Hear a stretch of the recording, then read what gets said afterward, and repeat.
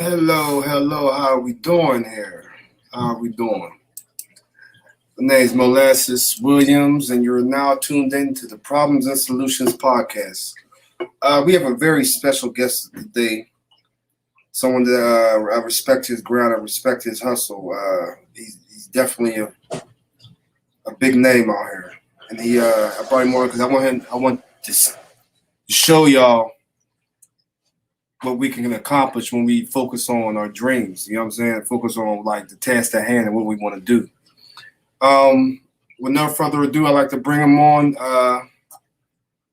the good brother Dion Dupree. What up? What up? What up? What's going on, brother? What's going on?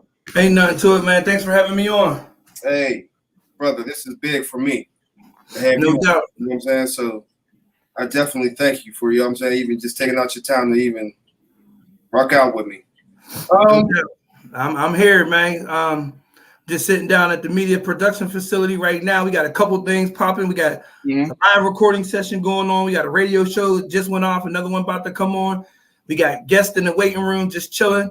And yeah, this is everyday life for me there. So, like, without further ado, like, for those that don't know you, won't you, could you introduce yourself to them? All right, my name is Dion Dupree. I'm the owner and operator of Grind Mode Management. And under that umbrella, we got Grind Mode Music Worldwide, Grind Mode Radio Live, Your Vision Television Network, as well as the Grind Mode Multimedia Productions Facility.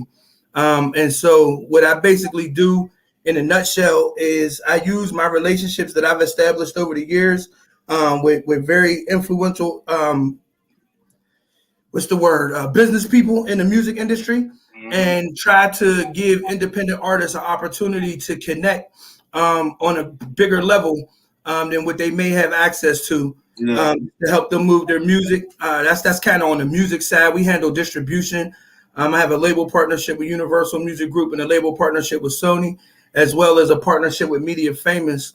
And so we utilize those relationships to be able to help release music on a professional level, get artists certified. One of the other aspects that I do is the rights management.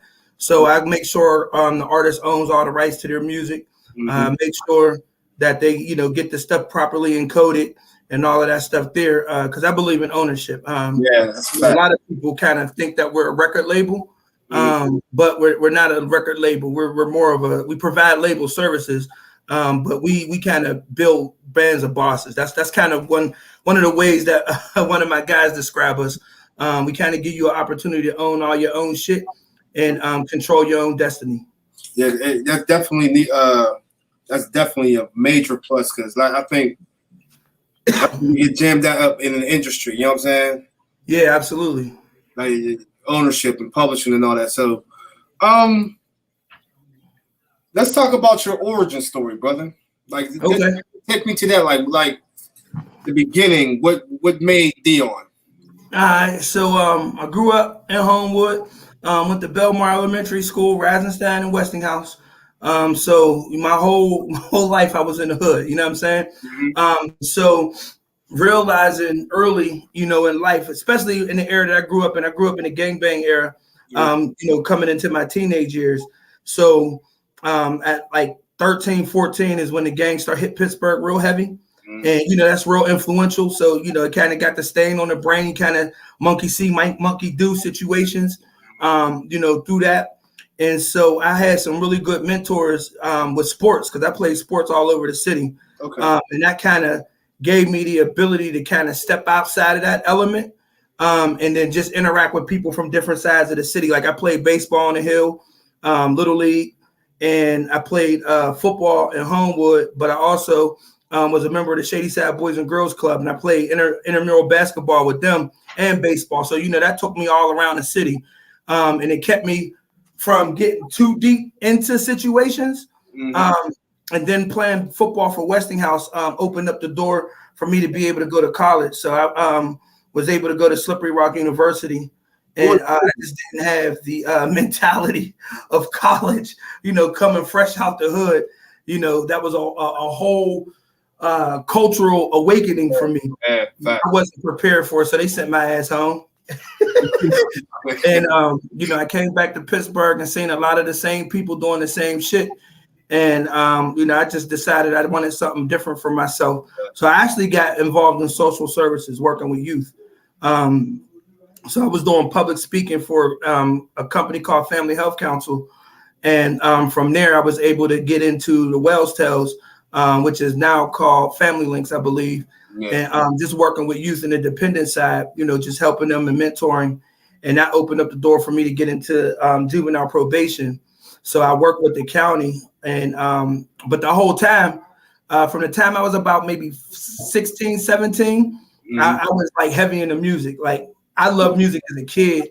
And that was my escape, right? So with all the madness going on, you losing friends, getting peer pressured into, stealing cars and selling drugs and carrying guns and different things like that. Like, I can't say that I had the strongest personality to always walk away from the I bet you won't situations. Yeah. So I earned a reputation for being a little donkey, a little ass in that realm. Yeah. But I got to a point where I didn't want to see myself having the same results that a lot of my friends was having, either in and out of jail or, unfortunately deceased or shot or whatever the case may be. So I funneled that energy into working with kids to try to deter them, from the lifestyle. But music was my escape. I always had music on. I grew up listening to like NWA and KRS-One and just all types of music. I never was like marginalized to one region. If it was hot, I was listening to it. Yeah. So, big on Scarface and what was their group? God darn it. What was Scarface's group's name? Ghetto Boys. Yeah, real heavy on the Ghetto Boys. And then of course when the Atlanta wave came through, just loving, Ludacris and Jermaine Dupri and the shit that they was doing. And like that interest just kept me, wanting to create, because I was a creative too. You know what I'm saying? Like I always had a knack for just making shit, you know what I mean? And so I started trying to rap thinking like, I could do this. Yeah. So I made a couple records, worked with a couple people around here, performed a couple times, but quickly realized like the business was shady as shit. And one thing about, me coming from a street background, I was very, very much in tune to the bullshit. You know what I'm saying? Like being aware of your surroundings and being aware of the BS is kind of how you survive. And so I had a real high increment for, detecting, shit that could potentially go bad. So I seen a lot of nonsense happening in that aspect. So I kind of fell back from it. But while I was making music, I was Nick Nice. At the time, he was on Whammo. He was one of the DJs I was working with. And so, we developed a rapport through that. And then a couple years later, fast forward like 5-6 years later, we ended up working together. And he still was, DJing in the private sector and doing events and stuff like that. And his workload was so heavy. He just was like, yo, I like how you handle things. Do you mind, taking on my production company and, taking care of my bookings and contracts and everything like that? So that was my intro into the business. He appointed me the president of his production company. This was about maybe 10, 15 years ago. And so I started doing all the behind the scenes stuff. So when people was reaching out to Nick, they thinking they talking to Nick, they really was talking to me, in regards to, setting up meetings and, getting his rates for weddings and stuff like that. And that kind of opened the door for me connecting with, music business managers and people at the record labels, because he was working with promoters that was bringing artists into the city. I was the first point of contact for a lot of that. Okay. And so whenever their management would reach out or whatever the case may be, I would talk to them about making sure the paperwork is on point, the deposits, all the, contracts and all that stuff there, making sure that the riders were secure and basically keeping it so that the promoters, all they had to do was focus on promoting the show, focus on entertaining the people, and I focused on the business. So it kind of worked out real good. And I just developed a lot of solid relationships from there. And then I started my own management services based off of like that shit being real. That wasn't something that you could, play around with. So I started my own company just to make sure that I wasn't going to mess up nobody else's brand for me not being on point. You know what I'm saying? So, I got into that. I opened up Grind Mode Management just managing DJs at first. And then from us doing so much around the city, of course, I got artists interested in, what we do or whatever the case may be. So I started working with 2 young guys that was interested in making music. And I quickly started to realize like the knowledge base of the business really didn't exist here.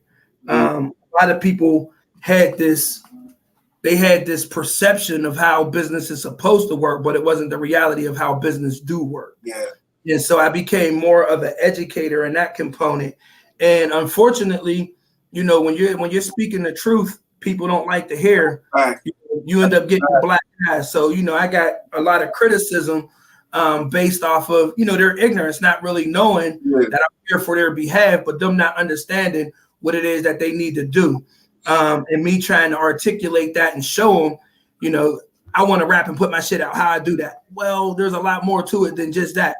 And it's good that the analogy that you used when we first got on, just in regards to like people seeing the celebration, they see the end zone, right? They see the touchdown, the end of, they see the slam dunk, but they don't really realize the level of execution that it takes to get to that process. Yeah. So that's where we put our focus at as a company, is the actual execution of plays to get to the celebration and not just the fraud of celebrating. One of the biggest mistakes that artists do is they emulate what they see mainstream artists doing without realizing that there's a lot of people working behind the scenes to be able to make that happen. When you see in a $50,000 music video, and you seeing these dudes pop bottles and champagnes and traveling on jets and all this stuff here, a lot of times that's not coming out of their own pocket. You know what I'm saying? So people feel like, I should be entitled to some of those same resources if I'm working with a company or, I'm making hot music or whatever the case may be. But, a lot of artists go in debt for trying to live that lifestyle because either an investor or the record labels is bankrolling it and the artists got to pay it back off of their sales. Yeah, I think a lot of people don't understand that. It's like when you get that advance, you got to pay that back. Yeah. And a lot of people don't realize it's not just the advance. It's not just the advance. The advance is a small portion of it, but your per diem, your travel, your promo shows, like when an artist gets signed to a label, the label still got to do buy-ons, the tours, to get that artist further exposure. You know what I'm saying? Yeah. So they pair them up with like the baby who's going out on tour, but the tour managers for that show, they still want 10, 15, 20,000 a show to put that artist on because they know they're putting them in front of, thousands of people that they otherwise wouldn't get on. So when an artist is saying like, I want to be able to perform on these big stages and the promoters are charging artists to put, get on those stages, that's the same thing that's happening with majors, as they're coming up. Yeah. They call them tour buy-ons and tour support. So if the record label is funding a 20-city tour for artists to be able to get exposure, that artist isn't making no money off of that. They're paying for the hotel, they're paying for the travel, they're paying for the tour slot, all that stuff there. That's all recoup. That artist got to recoup all of that too. So that you're in the red from the beginning. That stuff adds up. Yeah, that's a fact. That's a definite fact. Now, let me ask you this. What do you think is the most hardest thing for artists to realize when they first get into the business? Like, what through your eyes, like, what is like one thing like they come to you and be like, they don't understand the business and if they're frustrated with you. You know what I'm saying? Instead of, knowing like there's work to be put behind this. Right. I think the biggest misconception coming off top is that they don't realize it's a business. Yeah. And so not realizing it's a business, they don't really do their homework in understanding the nature of the business that they're interested in. They really just, have a talent. I've learned to write. I've learned to make my rhymes, make sense. I've learned to record, and they learn the artist side of it, but they don't really take that same energy and effort into learning the business side of it, which is the rights management, understanding the infrastructure and how the game goes, how the business goes. So when they get into it and they start realizing like this shit costs money, not too many people work on favor, then it's like, oh shoot, well, what am I paying for? Why am I paying for this? Why am I paying for that? And it's like, listen, I don't know how to tell a promoter that spent their money booking the talent, renting the venue, paying for promotion, paying for security, paying for hotels, travel for the artist, food, alcohol. How do you tell somebody that's out of their pocket $50,000 before a door open that they're supposed to just give you this platform to perform on? What are you bringing to the table? Yeah. So one of the aspects that I try to help artists understand is like the importance of assets and liabilities, right? Yeah. Personally. So personally understanding, you're a liability until you become an asset to a situation. And the difference between the two is, if I'm providing something that's going to help you further yourself, and you're not bringing nothing to the table, then I'm liable. You're liable to me, right? You're not really helping the situation. I'm helping you more than you're helping me. But when you become, either famous enough or enough fan base or enough prestige to be able to bring something to the table, now you become an asset. Now I see it to where we can mutually benefit from this situation. So you get artists that can charge $15, $20, $30, $40, $50,000 a show because they know 3,000-4,000 people coming to show up for them any city they in. You know what I'm saying? Yeah. So it becomes beneficial for the artist to get their money up front. It becomes beneficial to the promoter because they're going to get their money on the back end. They know people's coming through that door. Yeah. And that's understanding like the basics of the business on the performance side. But then when you factor in the rights management with the publishing administration and stuff like that, a lot of artists have no clue. They think that if I decide for BMI or ASCAP, I've done my part. But that shit goes way deeper than that. So what I explain to them is once you get to a point where you have all of your business in place, it's no longer like a pay-to-play situation. This is every opportunity you get to move your music then becomes an investment because depending on the consumption of the music, you will receive, royalties from that. So going back to like the promoter situation. So if I'm an artist and I've got all my music digitally encoded and I got my music registered with my performance rights organization, that promoter might charge me $1,500 for a 10-minute slot, but I'm getting paid per song as long as I'm notifying BMI or ASCAP that I'm performing these songs in this venue at this time.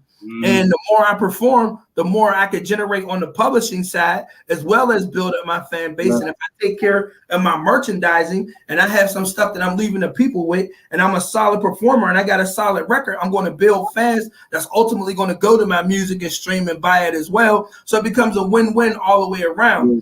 Artists just get stuck on just like those small aspects that they, like I said, it's like they look at the end zone, they look at the celebration and feel like, this is how it should be for me. And it's like, no, there's a whole level of execution that has to take place before you can get to that point. Yeah, that's a fact.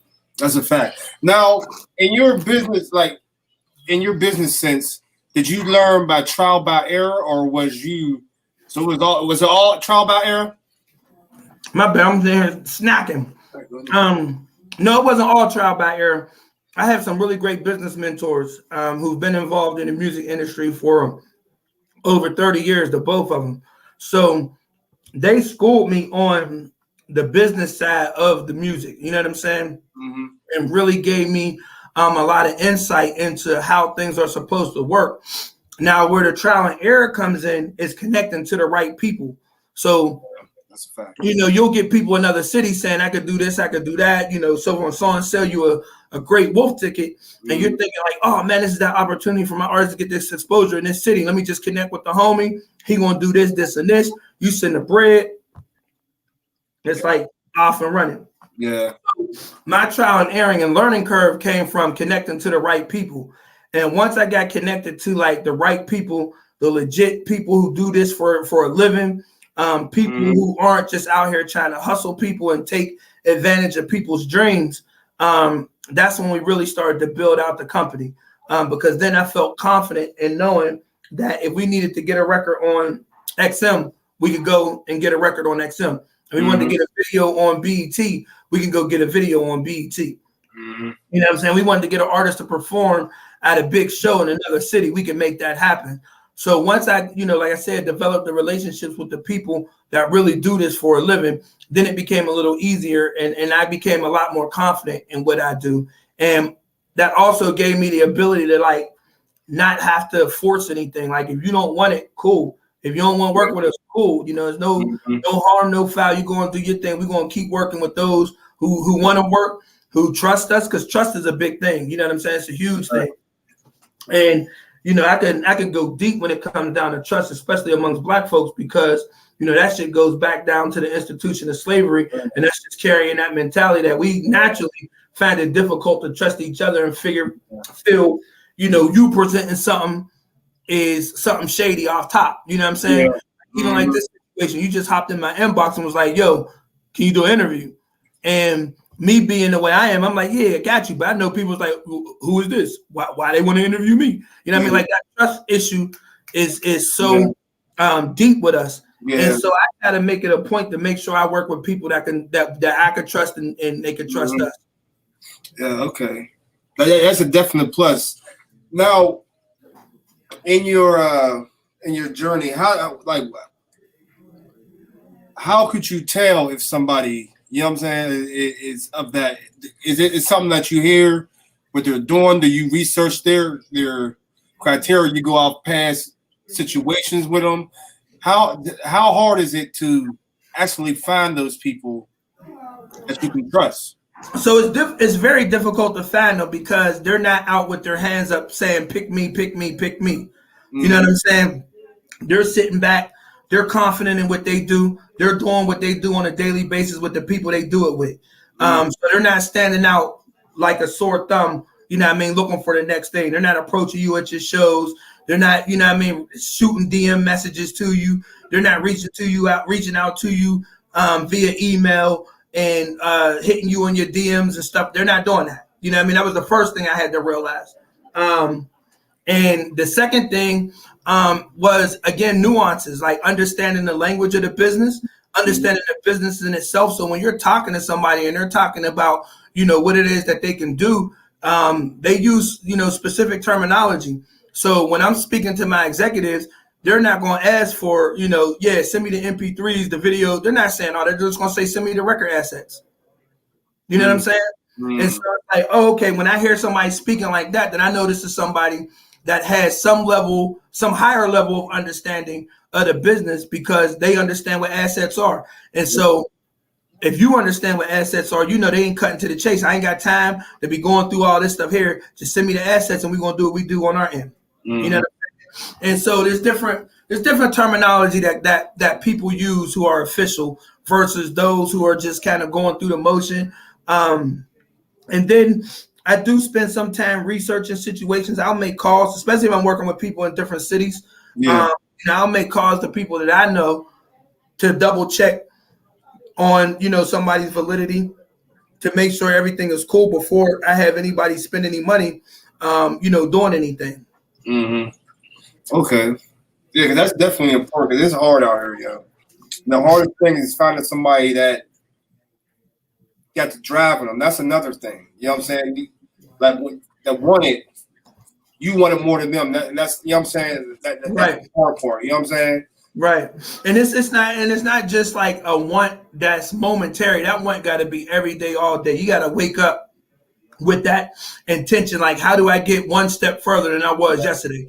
How do I make today be a day closer to my goals than yesterday was? And a lot of people do struggle with that because, I mean, I think that, and this is in defense of artists, like real life happens, you know, you got kids, you got family, you got, you know, you need money, you got to take on, you know, different responsibilities to be able to do the things. And sometimes real life, you know, supersedes the ability to, you know, get into the music side of things because, you know, initially starts out as a hobby. And, you know, I have this term called hobbyists.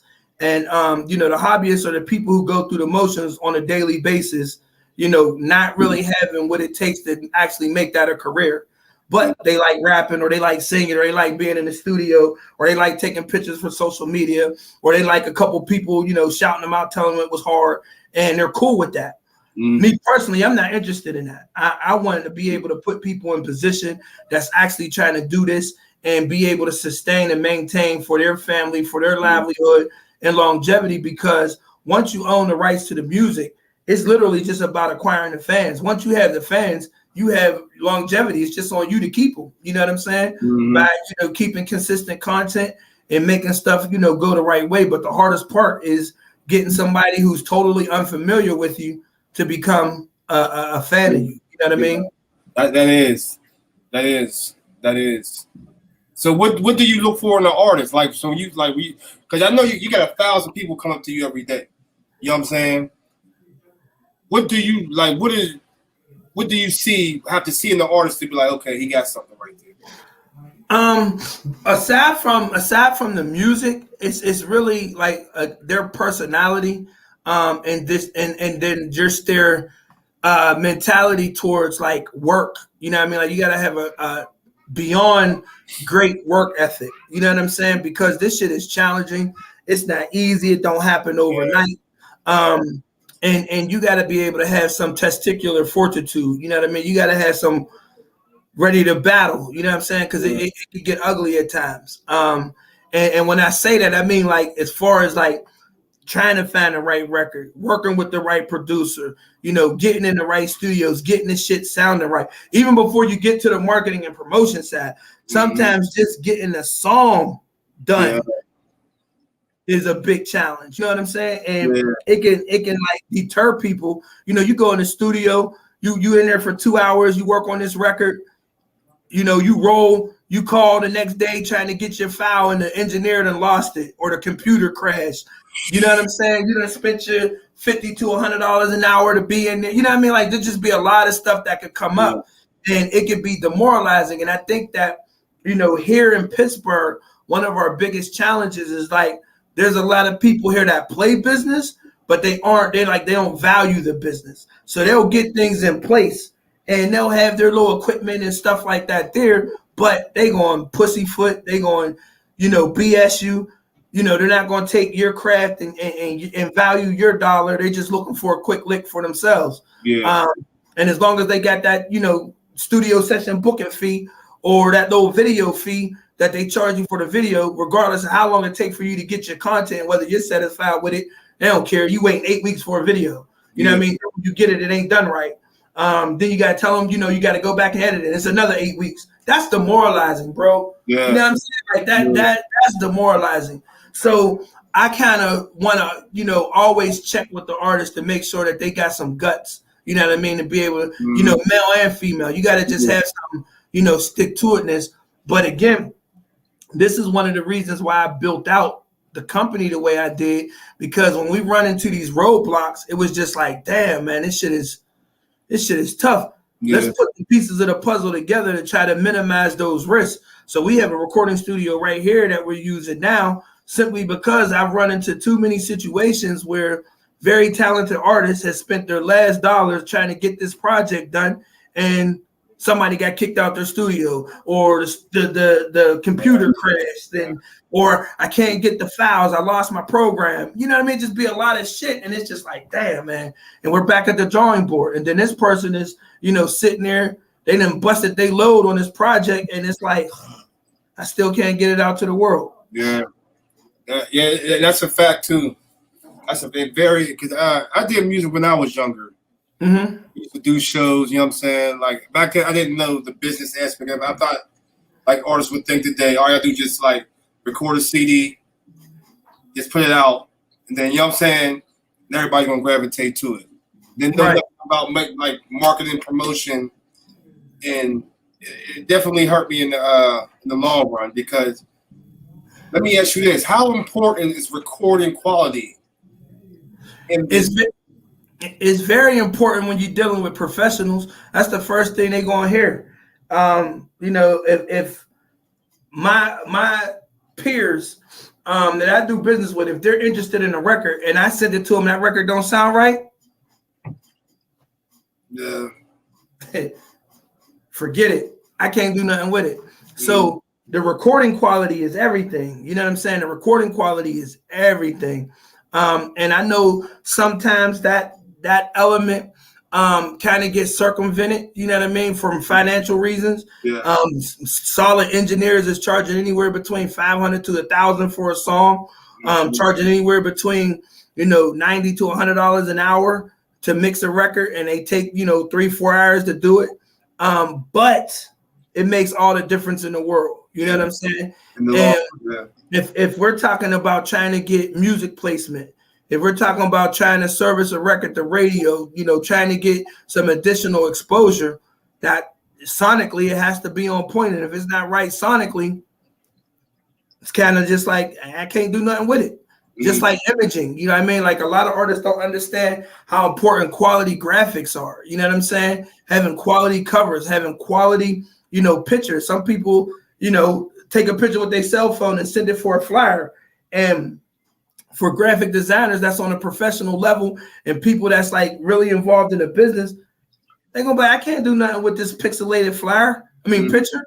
You know what I'm saying? I'm not gonna put this artwork on my artwork, and we got to get a quality. Send them to the photography studio and have them get a photo shoot. You know what I mean? Yeah. So they can have quality work to work with, because again, imaging makes a difference. I can recall a conversation I had with a youngster. Well, he's not young no longer, but he was probably like 22, 23 at the time. And he was like, the visuals is everything for us. Like that makes us want to attend something. So if I look at a flyer and that flyer look hard, that's going to make me want to go to that event. Or if I see a cover and that cover look hard, that's going to make me want to listen to it. But if it look janky, I'm not even paying no attention to it. Yeah. You know what I'm saying? And that's one of the things that a lot of people don't realize that I do as well, is I tap into the younger generation to get insight from them. I ask a lot of questions.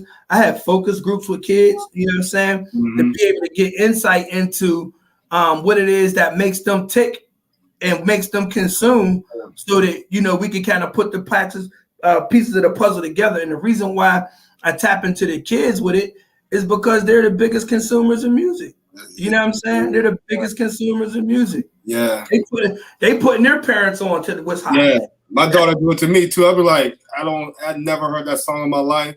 Right. And you know what I'm saying? They doing a little dancing to it. So I know exactly what you're talking about. Yeah. Right. So you gotta, you know what I mean? You gotta keep some spunky, in tune, culturally aware kids in your camp. You know what I'm saying? To be able to figure out what you need to be doing. You know what I'm saying? Sometimes I'll send them music and let them listen to it. Let me tell them, tell me what you think. Yeah. And it's like, it's missing this, it's missing that. You know what? That's valuable information. Some people look at, oh God, they just hating. What's the kid gonna hate on you for? If your shit ain't right, your shit ain't right.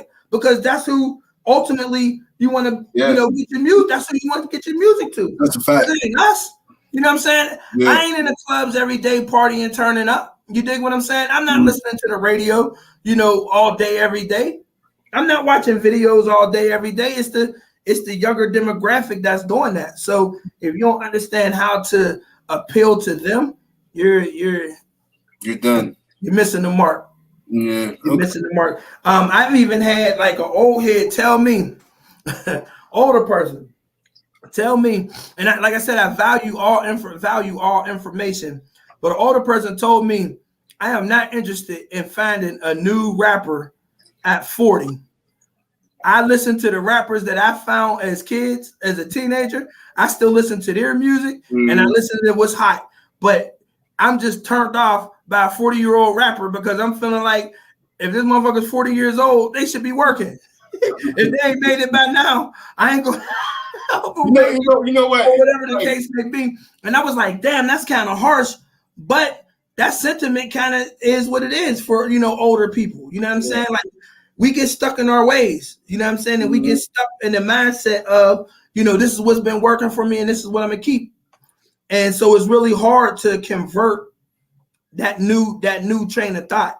You know what I'm saying? So again, it's just wiser to target the influential community. You know what I mean? The community of influencers that have the ability to, tell other people what's hot. Because the older folks, what's hot to me isn't going to be hot to everybody else. Yeah. You know what I'm saying? So you got to be able to, have an open mind with this as well. I think a lot of artists kind of feel like, it's hard for them to have that open mind because, they feel like I made it. This is what I made. You better love it. Oh, you don't love it? You're hating. Yeah, that's a fact. And that's a fact. Hell yeah. Yeah. So let me ask you this. with today's technology, what's the difference between what you had to do with it back in the day, starting out, and how has it made it easier for you? Has it made it harder for you, like to get to an audience? Or Well, to be perfectly honest with you, I actually got involved in the music as the digital age was growing. You know what I'm saying? Like back in the CD days, I wasn't involved in music like this. You know, I was actually making music at that particular time. So the ability to reach people in different cities, you know, from sitting in your own home, with the digital age has definitely made the ways to consume music easier. But it has also made the playing field superly oversaturated, right? Yeah. So you figure, you know, 20 years ago, you had to go in the studio, you know what I mean? You had to record your record. You had to, you know, get somebody to, you know, print up the CDs. You know, after you had it mixed and mastered, everything like that, then you had to get physical copies of the CDs, the artwork, the whole nine, and, you know what I mean, hit the streets. Now you can freaking record on your cell phone on that damn, what's that iPhone app right now they got? I think I know what you're talking about too. I'm not an iPhone user, but it comes standard on their phones, but it's like a production program. Yeah. I forgot what it's called. Dang, man. Who is it? Is it iMovie or something like that? iMovie? No, not iMovie, but they use iMovie for editing videos. Yeah. So, you know what I'm saying? You know, shooting cell phone videos and editing that. Dang, I forgot the name of it. It's like a beat making producer. I got an app on it. I don't even know what you know what I'm saying? I know what you're talking about, but I don't know the name. Like I see it all the time. Yeah, because they use it in one of the schools I'm at to teach the kids on.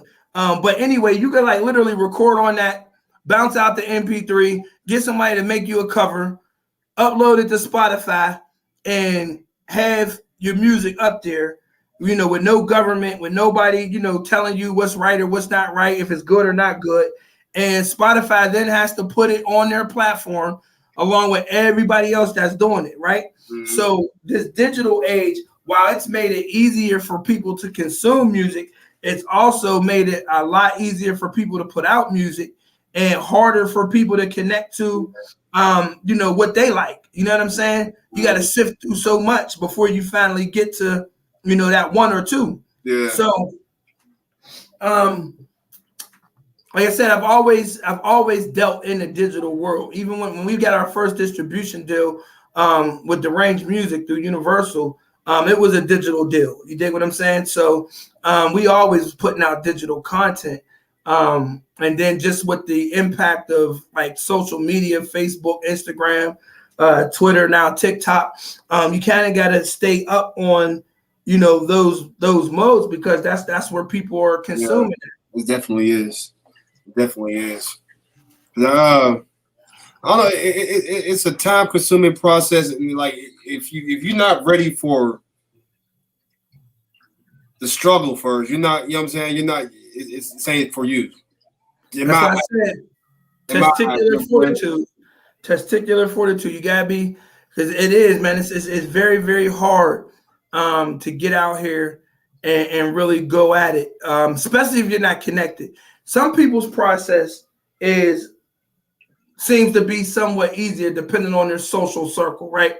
So if you got people that's involved in music and you're cool with people who's already doing it, it makes it a little easier, because all you have to do is focus on the content. You know what I mean? Focus on making this shit sound good, you know, and all that stuff there. And then, you know, you got your man who can walk you into the club and holler at the DJ, and the DJ get your music played, and, you know what I mean? Stuff like that there. And get connected to situations with people who can set you up with meetings and, you know, different things at the labels and things like that. So it really depends on your network. You know what I'm saying? And if you're already connected to people that's plugged in, a lot of times those individuals just want to make sure that it's real. They just want to make sure that you're really willing to put in the work and stay committed. Because if I'm about to give you, you know, $1 million or $500,000, $300,000 advance, I want to know that I've got an opportunity to make this money back. So if I'm telling you to go to these cities, you're going to take your ass. You know what I'm saying? If I'm telling you to go record this record, you're going to go record it. So they may put you through a vetting process or a vetting period where they're just getting to, see your work ethic and stuff like that there. But if you don't have that network, it becomes very, very challenging. Yeah, it does. Especially learning, like you said in the beginning, learning who to trust. If you don't know, you know what I'm saying, somebody's not pointing you in the right direction. You know Absolutely. How can people? Because I've noticed Erica, she her my 2 cents. Yeah. How can people get on your platform to do that? All right, so shout out Erica Ray. That's her baby. Shout out Erica, yo, for real. Shout out. She reached out to me on social media, and was like, "Look, I got an idea. I don't know how to do this. I've done it. I've tried it. It kind of worked, but some of the people I was working with weren't able to stay committed to the process. And I want to get this thing back up and rolling. You think you can help me?" So, I set up a meeting with her. We sat down. She told me about the idea.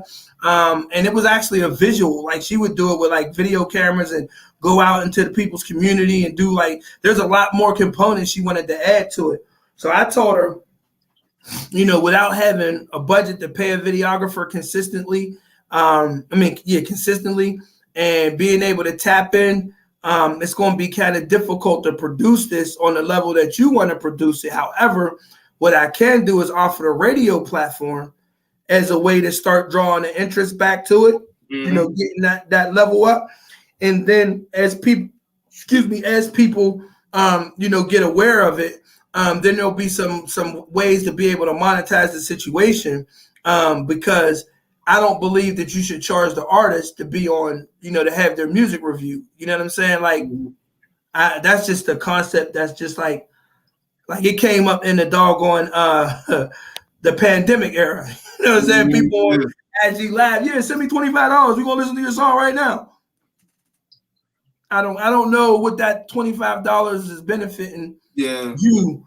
I know how it's benefiting the person that's asking, but I don't know how that's benefiting you as an artist. So I told her I want to make sure we keep it free for the artist to submit, and we'll put it out there. So she thought about it, and she came back like, yeah, okay, we can make it work.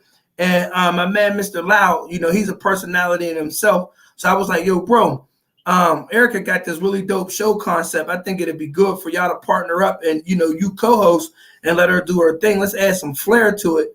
And y'all can just get on there and just get into it. And so they met, and discussed everything and came to terms. And so now we got the My 2 Cents radio show on Grandma Radio Live every Tuesday at 9 o'clock. And the first one was pretty dope. I mean, I ran into some tech issues because so here's a funny reality about me. I never wanted to do any of this, bro. Never. All I wanted to do was stay behind the scenes and help artists like my peers do. Like my peers aren't totally involved. It's crazy. Me too. You know what I'm saying? But running into hiccups with radio, getting artists exposure through radio, it was like, all right, let's build our own radio format. And that's kind of how the radio station came up. But this was for the DJs and people who was interested in radio. You know what I'm saying? I had the ability to invest in it, but I wasn't going to be no radio show personality, no talk show host and all that stuff there. My man wanted to do a show, so I got him something he could do a show on. Had a couple females that wanted to do their thing, and all right, here's your opportunity to do it. So on and so on. But due to inconsistencies and things not panning out, I was just like, damn, this shit is just sitting here. I ain't gonna just let it go to waste. People went bought the equipment. We spent money, to have this thing here. So fuck it, I'm gonna do it. You know what I'm saying? It becomes to that. It comes to that. If you got that fire in you, if you got that drive in you, you're not gonna let it die. Right. So I gotta make it work somehow. You know what I'm saying? Right. Exactly. So, we had DJs from the city that were supposed to be having their own, mix show on there and all that stuff there. And it's like, all right, well, I'm waiting for y'all to figure it out. I'm just going to get to it. So Erica Ray and Mr. Loud having this opportunity is really good because, again, it gives artists an opportunity to have their music listened to. They give their 2 cents on it. I just pretty much engineered a situation. Mm-hmm. And Nick Nice actually came down this past Tuesday, and he heard 2 of the records and was like, yo, I'm going to break them into 30. We're going to play them records in the 30-30. We're going to see what the people say. If they like it, I'm going to keep it in rotation and send it out to the DJ network. That's massive. You know what I'm saying? That's massive. Fire. That's fire. Yeah. That's so, fire. you know, just different opportunities like that, you know, definitely is an opportunity for artists that do their submission, and we get an opportunity to review it. And I didn't know she kind of had like the support that she had, because soon as she went on, man, it was like, hey, I'm looking at these numbers like, whoa, okay, child, let's go. Yeah. Let's go. So that's salute. I'm happy for her, yo. Yeah, I'm looking forward to it. Yo. I'm happy for her. I'm looking forward to it. She called this one dude's record. What she called the record was extremely emo, but she came up with the phrase that pays, man. I don't know if she said it to somebody in the past or what, but she said, damn, this sounds like a tender dick nigga. Oh, wow. Hey, man, it's like, what? Oh, what wow. Is that? What? So, wow. Yeah, man, and we, you know, like I said, it's just raw and uncut, so it was just like perfect. And then it was just like, damn, man, like if a female calls you a tender dick ass dude, all you can do is suck that shit up. Any reaction that you have after that, you're a tender dick. Like, because females are the consumers. So if they telling you something, take heed. Take heed. Absolutely. So yeah, my 2 cents is on Grandma Radio Live every Tuesday, 9 to 11. If any artists want to submit a record, all they got to do is email admin, ADMIN, at Grandma Radio Live, admin at Grandma Radio Live. We'll get it and just, you know, queue it, put it in a folder and have it ready to play. Now let me ask you this. When you said, like, because you said you wanted to be behind the scenes, and I feel that. Because I'm like that too. Like I don't like being seen. Like not to be like, but I like, you know what I'm saying, everybody else. You know what I'm saying? So I feel you. Where did that drive come from for you to be like, I'm not stopping? Fear of failure, bro. I have a legitimate fear of failing. I used to get like anxiety when it came down to like taking tests in school and things like that.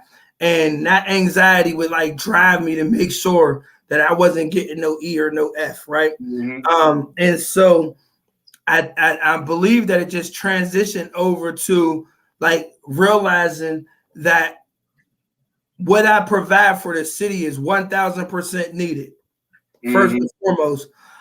Secondly, I didn't want to be one of those folks that was like here today, gone tomorrow. And I have the ability to be able to build legacy, you know, with this platform and with these blessings that was bestowed on me. So while I was trying to put everything in other people's hands and work behind the scenes, it was actually my team that was telling me like, D, the only way this thing is going to take off is if you become the face.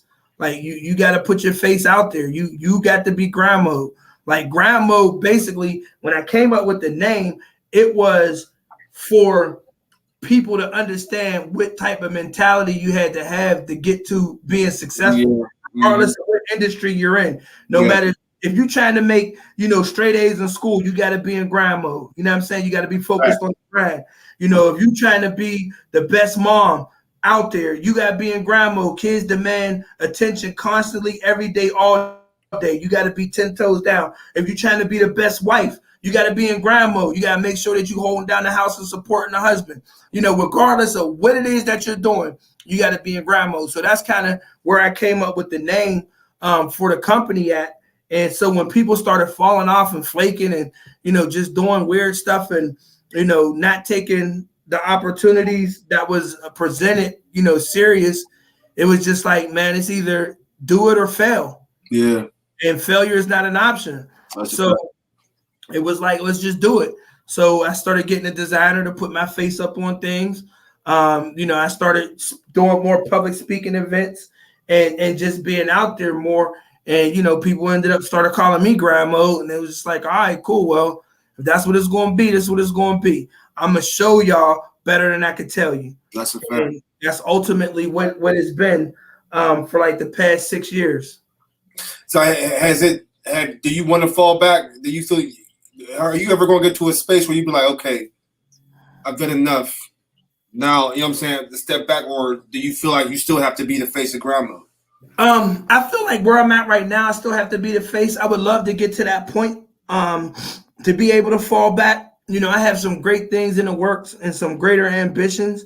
My goal was always to be like the epicenter for music here in the city and be able to have people not feel like they have to go to Atlanta or LA or New York to make it. You know what I'm saying? But using my relationships that I have in Atlanta, New York, and LA to help people from here to actually get to where they want to be. You know what I'm saying? Yeah. So I think like I'm always going to stick to that, because I was told, like, if I did this in Atlanta, or I'd move my company to New York, or if I moved it to LA, like I would be a multi-millionaire 10 times over. So because of the level of services that we provide, and the financial landscape being different, right? So you got more people with more money in those markets that would be willing to, invest in themselves and have the money to be able to do the things. And then it's just a matter of me connecting all the dots, making this shit be what it is, versus working in this market where, we're a blue collar city. So, coming up with $1 is hard to come by for most people. The median income is about $35,000, $40,000 a year, which tax up to about $1,200, $1,500 a month. Average rent is about $800 to $900. You know what I'm saying? So, like, the financial landscape here is very challenging.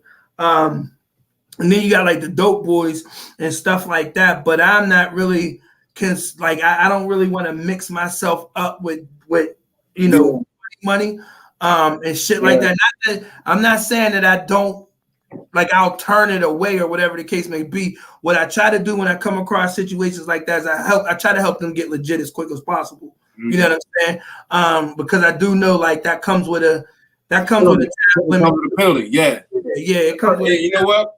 A perfect example of that is Irv Gotti and Supreme. Right. You know what I'm saying? That's a perfect example of that. You know what I'm saying? Yeah. Like, you can't mix the two, yo. Absolutely. And I've definitely had my shares of propositions of people who was willing to, hey, yo, bro, just let me in. I'll give you it. Yeah, but no. Yeah. You know what I'm saying? Yeah.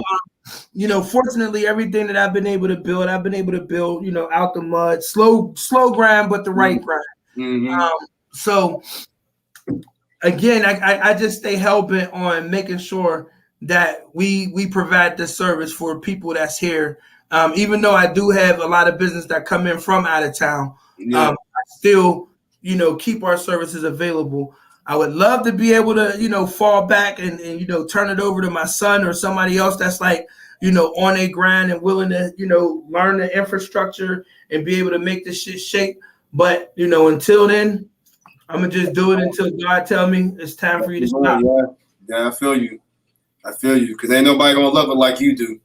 Yeah, but I'm going to be perfectly honest with you, man. Like our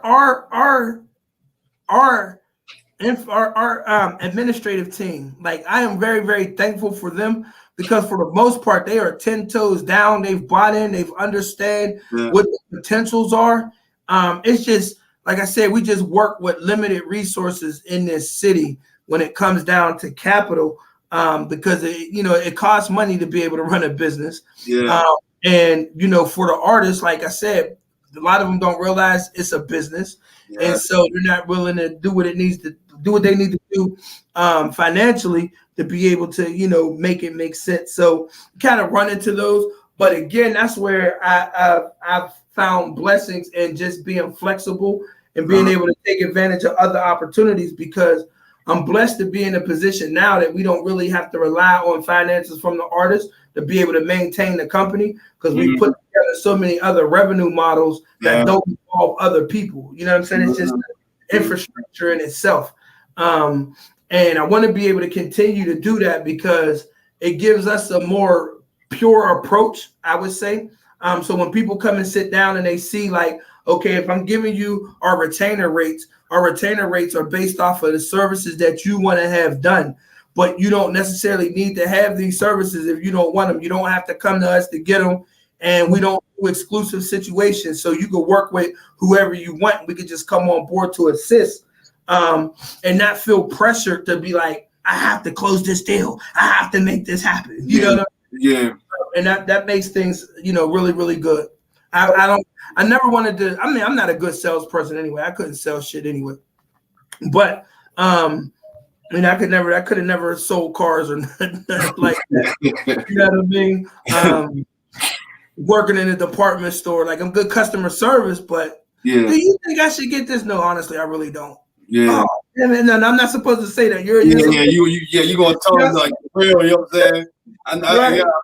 Right. So having that not be a factor is a really good feeling. It's definitely a blessing because again, I don't have to work with artists. I don't have to close a deal in order for the lights to stay on and for us to be able to continue to provide the services. Like even like right now, we lose like 90% of our business. Well, I'd probably say like 80% of our business here in Pittsburgh in between October and December, simply because people prioritize, family for Halloween. Thanksgiving, Christmas, you know what I'm saying? So it's like, being aware of that, you're able to modify and adapt things that's necessary. So you ain't making nobody feel bad. You know what I'm saying? Like, oh yeah, cool. You gotta take care of family. Definitely do that. Don't even worry about, your payment. We still gonna be here rocking. Go ahead and do this. And people who work with me know that that's exactly how it is. When they're in good shape and they're saying this is what we want to do, all right, boom, pay, let's get to it. If you can't, no love lost, and we still here. Just let us know when you're ready. Real simple. Let me before we get out of here, I want to ask you this. I want you to elaborate on the importance of having a game plan when you're pursuing this music. Like as far as let me show you something real quick. You see that right there? Yeah. All right. That's our marketing TV. You see them wires? Mm-hmm. Them wires connect to this computer that I'm on. And when I sit down with artists, we literally go on this computer, pull up their information, and figure out based off of the data and the goals what needs to happen. It is vital. It is absolutely vital for an artist to be able to know clearly what it is that they want to do and how to make it happen so they're not stuck in a hamster wheel.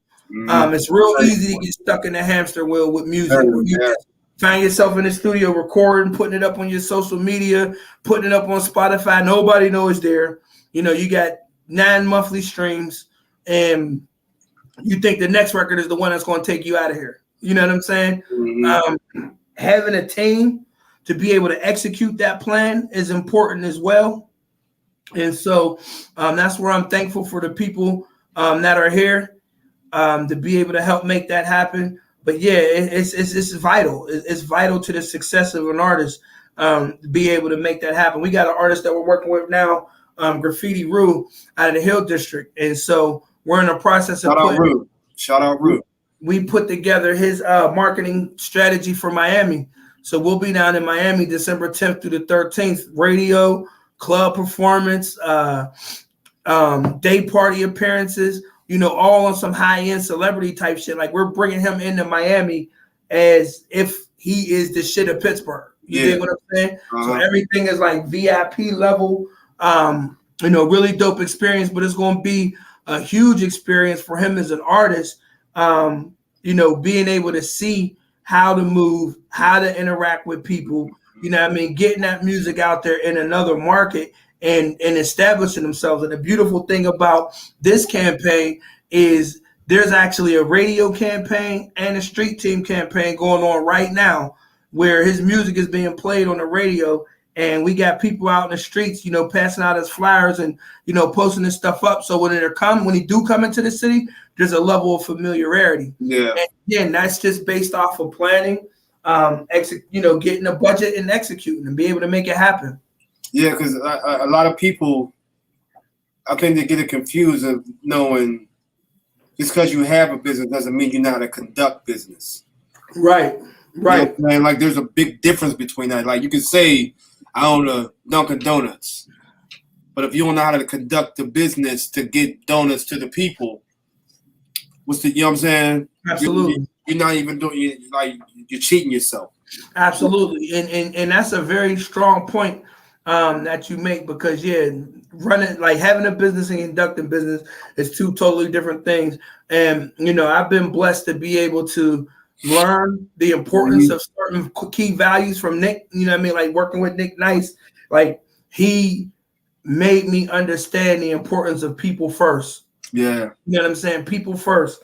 And not that I needed a lot of it, because I was working with kids who are people, and you got to put their needs first. You know what I'm saying? So having that mindset wasn't something challenging to adopt, but just understanding how important it is to make sure that anybody that you're doing business with feels like you're bringing something valuable and worthwhile to the table, so they feel comfortable continuing to do business with you is, important. Some people, man, they cold shoulder, very hard personality to, get along with, gossiper, get into a room, start talking stuff about somebody else. Yeah. It's bad out here. Yeah. It's bad out here. Yeah, that's a fact. I've experienced it all. That's a definite fact. Well, I thank you. Like, you're on here for an hour. I told you I was going to keep you on here for an hour. I know you busy, brother. See what I'm saying? I know you. No doubt. We good, bro. We good. Are you good? Yeah, okay. We good. All right. Yeah, because my nephew is like, him and Rue are, you know what I'm saying, partners. You know what I'm saying? So like I fuck with Rue.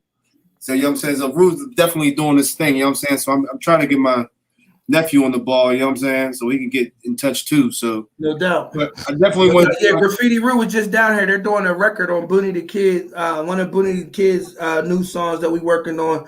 Produced from a producer from Murder Inc. He's been sitting on this for a while. So him, Folkland Los. I like Los. Folkland is hard, yo. Yeah, they got one with this one, man. It's pretty dope. So they just was recording. They just rolled out. That's who was down here with me. Oh yeah. Yeah. Booney, I knew Booney since like first grade, yo. So you know what I'm saying? So I have a rapport with him. Yeah, I knew each other since first grade, but yeah. No doubt. He's down here right now too. I tell you, hey, tell him to shout out, bro. You know what I'm saying? Do. Tell him to shout out too. But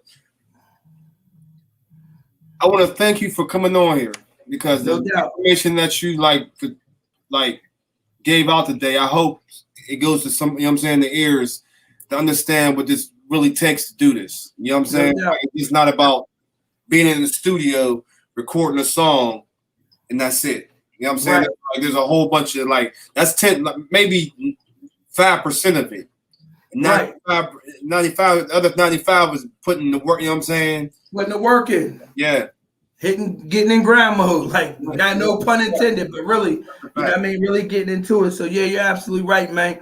I definitely want to thank you for reaching out and giving me this opportunity to share with you, man. Love the platform, bro. Keep up the good work, and let me know if there's anything I could do, man. I'm here. We're gonna talk, brother. No doubt. Like I said, I respect your hustle. I respect your grind. And I watched it from afar, and you taught me without you even knowing. You know what I'm saying? So that's what's up. I'm man enough to admit that. You know what I'm saying? Like, you taught me something without you even knowing it. You know what I'm saying? So I definitely appreciate you. You know what I'm saying? So much appreciated with you, yo, because I definitely want to. You know what I mean, like I have my ducks in order too. You know what I'm saying? Right. Like, table with you. So, right. So that's a big part of it for me. Like you said, it'd be an asset instead of a liability. Absolutely. You know? Absolutely. So, like I said, appreciate you, bro. I thank you for coming on here. I thank you for sharing your time with me. You know what I'm saying? I'm gonna let you get back to what you gotta do, because you're a busy man, my brother. No doubt. Yeah, I do got another meeting, man. So I do appreciate it. Yeah, man. Feel free to reach out anytime. I'm here. All right, brother. All right, man. You have a good evening. Thank you. I'd like to thank y'all for tuning in for this this episode of Problems and Solutions podcast. I hope y'all got the information out of this one, because he's definitely somebody that can teach you something. So thank you for tuning in. We will have my guest tomorrow is it's gonna be a surprise. I'm gonna let y'all, you know what I'm saying? I'm bringing people in that's gonna involve, you know what I'm saying, grow you in the culture and what you want to do as far as music, the law, I don't want to say laws, but the rules of the music game, you know what I'm saying? You know what I'm saying? The person I'm bringing on tomorrow, he's into the movie scene. So he been doing his thing in the movies for a minute now. So I acted in one of his plays maybe like 2 years ago. So I definitely I'm enjoying this conversation tomorrow too, because he just did a show maybe for Halloween, I believe. But he'll be on here tomorrow. So I thank you for tuning in. MoyesLifestyles.com. You see a little thing, Problems and Solutions Podcast. Share it. Because this is for y'all. This is information for y'all. And we out of here.